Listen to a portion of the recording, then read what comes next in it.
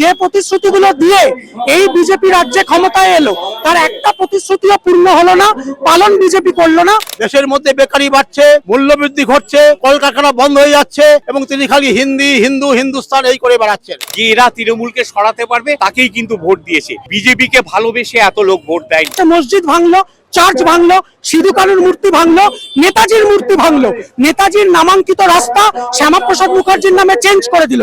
আপনাদের কাছেই প্রশ্ন করি, আপনারা বলুন একটা সদর্থক ইতিবাচক পদক্ষেপ ধর্মীয় বিভাজন ছাড়া ওই গোমাতা রক্ষা আর আজান বন্ধ করা, এটা আমাদের কিন্তু সদর্থক পদক্ষেপ মনে হচ্ছে না। যার মুখ্যমন্ত্রী বলেন সকালে ধরবো রাস্তা শেষ করে দেব, এই ধরনের গণতন্ত্র আমরা চাই না। একটা মুখ্যমন্ত্রীর ভাষা কি? বিধানসভায় তিনি বক্তব্য রাখছেন রীতিমতো হুমকি দিয়ে, অমুক করতে হবে, না হলে দেখে নেবো। এটা একটা মুখ্যমন্ত্রীর ভাষা হতে পারে না। স্বয়ং মুখ্যমন্ত্রী বলছেন আজকে আমাদের সনাতনী, কিসের সনাতনী? সনাতনী কথা এখানে চলবে কেন? এখানে সমস্ত মানুষের কথা চলবে। আমাদের দাবি যারা লক্ষ্মী ভান্ডার পেতেন তাদের প্রত্যেককে দেওয়ার কথা আপনি দিয়েছিলেন, তাদের প্রত্যেককে অন্নপূর্ণা ভান্ডার দিতে হবে। যার প্রধানমন্ত্রী স্বাধীনতা দিবসে বলতে পারেন দেমাগি নকশাল, কাদের উদ্দেশ্যে বলছেন? হাড়ে হাড়ে বুঝতে পারছেন যে এ রাজ্যে আগামী দিনে বামই ভবিষ্যৎ। প্রধানমন্ত্রী বলেছে নির্বাচনে ভয় আউট, ভরসা ইন। আমরা দেখছি ভরসা আউট হয়ে গেছে, ভয় ইন হয়ে যাচ্ছে। মানুষে মানুষে বিভাজনের রাজনীতি নামিয়ে আনলো, সেই জন্যই আমাদের আজকের এই মিছিল।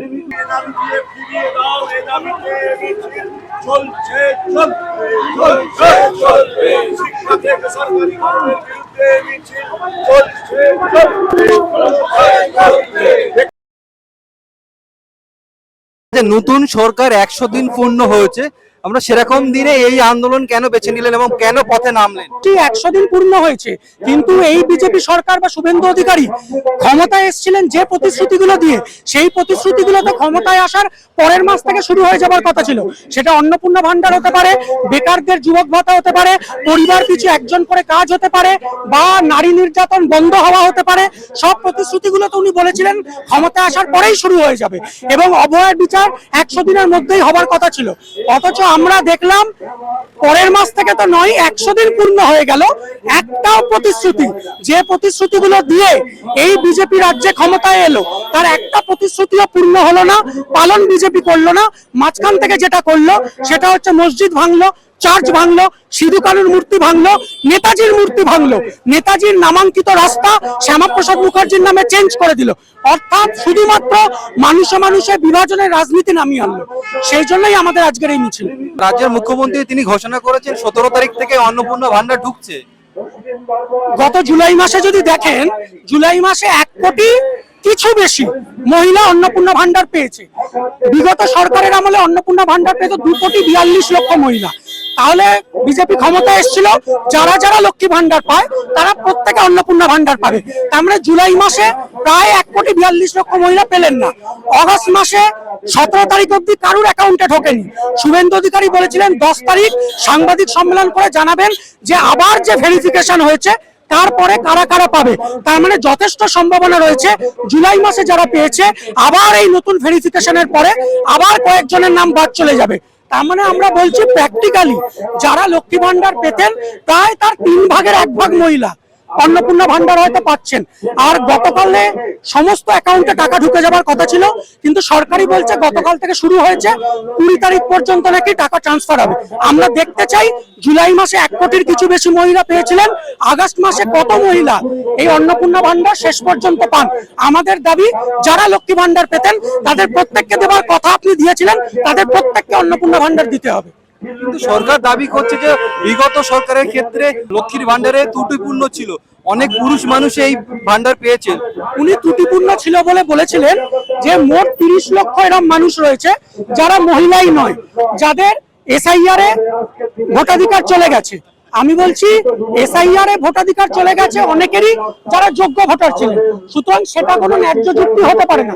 কিন্তু তর্কের খাতিরে যদি ধরেও নি, তাহলে সেই সংখ্যাটাও তো শুভেন্দু অধিকারী বলেছিলেন পুরুষ এবং অযোগ্য ভোটার এই সংখ্যাটা হচ্ছে 30 লাখ। তাহলে 2,12,00,000 মহিলা তারা যোগ্য, তাহলে তো 2,12,00,000কে তো অন্তত দেবেন। উনি মাত্র 1 কোটিকে তো দিলেন।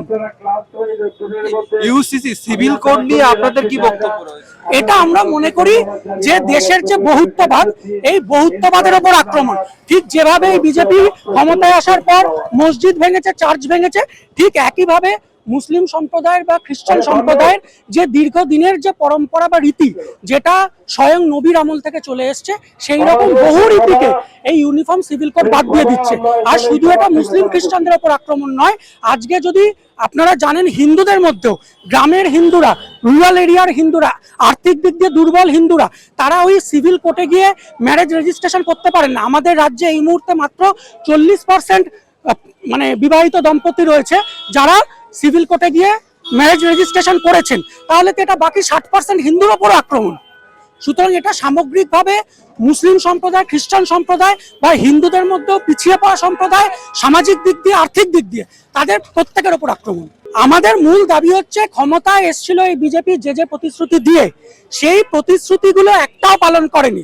দ্রুততার সাথে সেই প্রতিশ্রুতি পূর্ণ করতে হবে এবং এই মানুষে মানুষে বিভাজনের রাজনীতি, মসজিদ ভাঙা, চার্চ ভাঙা, সিধু কানুর মূর্তি ভাঙা, লেনিনের মূর্তি ভাঙা, রাহুল সংকীর্তনের মূর্তি ভাঙা, নেতাজি সুভাষের মূর্তি ভাঙা, সুকান্ত ভট্টাচার্যকে অপমান করা, এই রাজনীতি বন্ধ করতে হবে। কি নাম আপনার? শুভম ব্যানার্জি। একটা সরকারের তো এটা কাজ হতে পারে না গোমাতাকে রক্ষা করা, রাজার বন্ধ করা।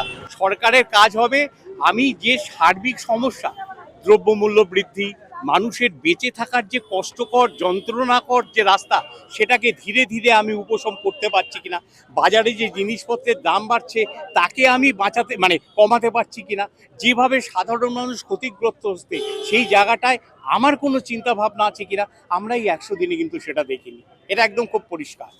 এত কম সময় 100 দিনের মধ্যে একটা সরকার, আমি বলছি না সব করে ফেলবে, কিন্তু একটা সদর্থক ইতিবাচক পদক্ষেপ তো থাকবে। আপনাদের কাছেই প্রশ্ন করি, আপনারা বলুন না একটা সদর্থক ইতিবাচক পদক্ষেপ ধর্মীয় বিভাজন ছাড়া, ওই গোমাতা রক্ষা আর আজান বন্ধ করা, এটা আমাদের কিন্তু সদর্থক পদক্ষেপ মনে হচ্ছে না। আমার কাছে সদর্থক পদক্ষেপ হচ্ছে গরিব মানুষগুলো হকারি করছে, তাদের সুযোগ দাও, পুনর্বাসনের ব্যবস্থা করো। এই 100 দিনের মধ্যে এই চিন্তা ভাবনাটা তো করা যেত। আমরা চাই না হকার রাস্তা জুড়ে একেবারে জনসাধারণকে উত্তক্ত করে মারুক। অ্যাট দ্য সেম টাইম এটাও আমরা মনে করি তাদেরও সুস্থভাবে বাঁচার অধিকার আছে। সরকার তাকে সেই ব্যবস্থাটা তাকে করে দিক, তাহলে তো কোনো অসুবিধা হয় না।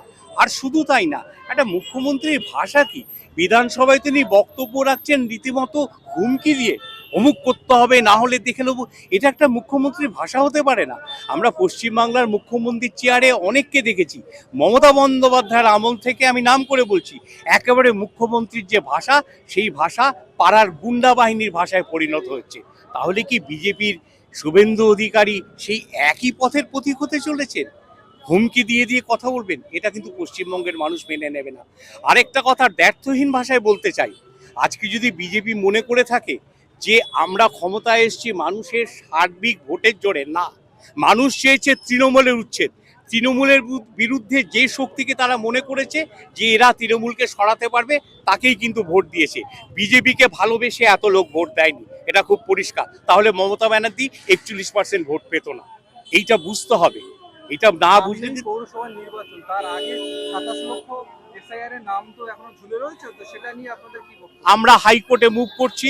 মুশকিলটা কি, এটা খুব পারপাসলি উদ্দেশ্য প্রণোদিতভাবে এই 27 লক্ষ যে মানুষ ঝুলে আছে তার সমস্যার সমাধান করা হচ্ছে না। কারণ এই 27 লক্ষের সমাধান হলে বিজেপির ভোটের ক্ষেত্রে, পার্সেন্টেজের ক্ষেত্রে অনেক অসুবিধা হবে।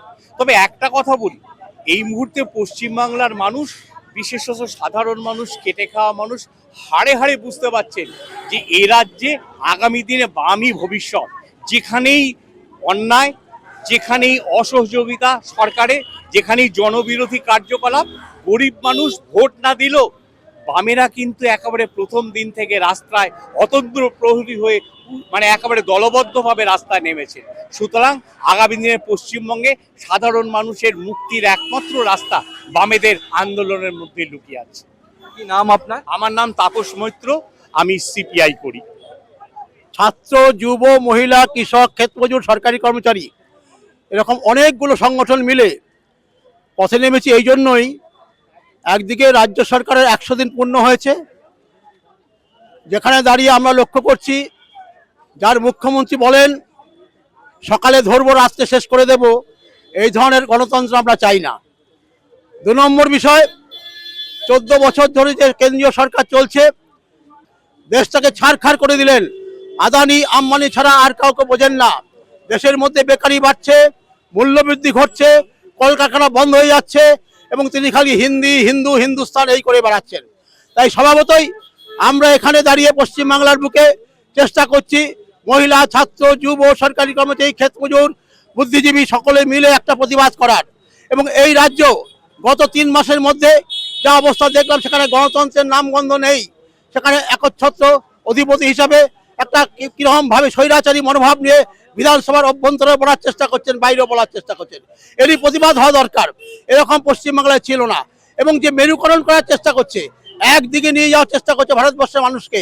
আমরা জানি কাশ্মীর থেকে কন্যাকুমারিকা, গুজরাট থেকে নাগাল্যান্ড পর্যন্ত ভারতবর্ষের মানুষ, বিভিন্ন ধরনের মানুষ, বিভিন্ন জাতের মানুষ, ধর্মের মানুষ, পোশাকের মানুষ, খাদ্যের মানুষ, সেই পার্থক্য ভুলে গিয়ে আজকে একদিকে নিয়ে যাওয়ার চেষ্টা করছেন।